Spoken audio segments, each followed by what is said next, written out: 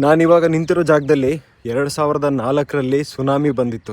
ಆ ಸುನಾಮಿ ಬರೀ ಈ ಜಾಗನ ಡೆಸ್ಟ್ರಾಯ್ ಮಾಡಿರಲಿಲ್ಲ, ಬದಲಾಗಿ ಸಮುದ್ರದೊಳಗಡೆ ಮುಳುಗಿರುವಂತಹ ಒಂದು ಅದ್ಭುತನ ತೋರಿಸಿ ಹೋಗಿತ್ತು. ಹಾಗಾದರೆ ಈ ಸಮುದ್ರದೊಳಗಡೆ ಮುಳುಗಿರುವಂತಹ ಅದ್ಭುತ ಏನು, ಅಥವಾ ಇದೆಲ್ಲ ಬರೀ ಕತೆನಾ? ಎಸ್, ಇವತ್ತಿನ story the shore temple of Mahabalipuram.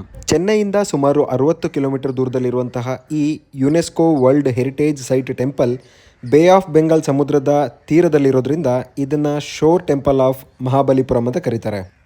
ಸಮುದ್ರದ ಅಲೆಗಳ ಹೊಡೆತನ ತಡ್ಕೋಬೇಕು ಅನ್ನೋ ಒಂದೇ ರೀಸನಿಗೋಸ್ಕರ ಗ್ರನೈಟನ್ನ ಜೋಡಿಸಿ ಮಾಡಿರುವಂತಹ ದೇವಸ್ಥಾನ. ಇನ್ನು ಇಲ್ಲೊಂದು ಕತೆ ಇದೆ.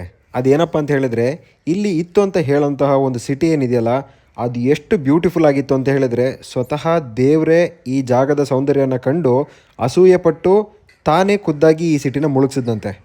ಈ ಕತೆನ 2004 ಸುನಾಮಿ ಬರೋ ತನಕ ಎಲ್ಲರೂ ಕತೆ ಅಂತಲೇ ಅಂದ್ಕೊಂಡಿದ್ರು.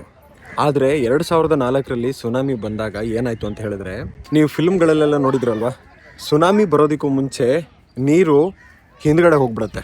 2004ರಲ್ಲಿ ಇಲ್ಲಿ ಸುನಾಮಿ ಬರೋದಕ್ಕಿಂತ ಮುಂಚೆ ಹೆಚ್ಚು ಕಡಿಮೆ 500-600 ಮೀಟ್ರಿಗೆ ನೀರು ಹಿಂದೆ ಹೋಗಿತ್ತಂತೆ. ಹಾಗೆ ನೀರು ಹಿಂದಕ್ಕೆ ಹೋದಾಗ ಇಲ್ಲಿಯ ಲೋಕಲ್ ಜನರ ಕಣ್ಣಿಗೆ ಮುಳುಗೋಗಿದ್ದಂತಹ ಸಿಟಿಯ ಕೆಲವೊಂದು ಅವಶೇಷಗಳು ಕಾಣಿಸ್ತಂತೆ. ಸೀರಿಯಸ್ಲಿ ಹೇಳಬೇಕು ಅಂದರೆ ಈ ಟೆಂಪಲ್ ಬಹಳಷ್ಟು ಮಿಸ್ಟೀರಿಯಸ್ ಕತೆಗಳನ್ನ ತನ್ನೊಳಗಡೆ ಮುಚ್ಚಿಟ್ಟಿದೆ. ಕತೆಗಳೆಲ್ಲ ಬಿಡಿ, ನಿಮಗೆ ನಿಜವಾಗ್ಲೂ ಅನಿಸುತ್ತಾ ಸಮುದ್ರದೊಳಗಡೆ 6 ದೇವಸ್ಥಾನ, ಒಂದು ಬ್ಯೂಟಿಫುಲ್ ಆಗಿರೋ ಸಿಟಿ ಮುಳುಗೋಗಿದೆ ಅಂತ, ಆ್ಯಂಡ್ ಅದನ್ನು ಹುಡುಕಿ ಹೊರಗಡೆ ತೆಗಿಬೇಕು ಅಂತ ನಿಮಗೆ ಅನಿಸುತ್ತಾ? ಇದ್ರ ಬಗ್ಗೆ ನಿಮಗೇನು ಅನಿಸುತ್ತೆ ಅದನ್ನು ಕಮೆಂಟ್ ಮಾಡಿ.